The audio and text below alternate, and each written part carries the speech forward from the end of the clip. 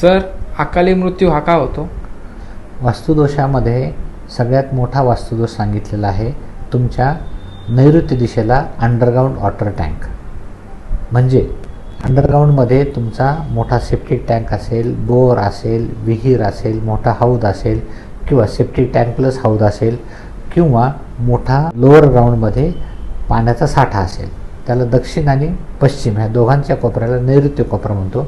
तिथे जर अंडरग्राऊंड साठा किती मोठा आहे, किती दिवसापासून आहे, त्याच्यावर त्या गोष्टीचं महत्त्व आणि त्या दिवसात दोष क्रिएट होतो. अशा ठिकाणी जर अशा रचना असतील तर अकाली मृत्यू होण्याच्या शक्यता जास्तीत जास्त वाढतात. असं असेल तर तो साठा 100% उपसून, म्हणजे हौद आहे तर बऱ्याच ठिकाणी वास्तुशास्त्र तज्ज्ञ किंवा आपला गैरसमज होतो की आपण त्याला झाकण टाकू.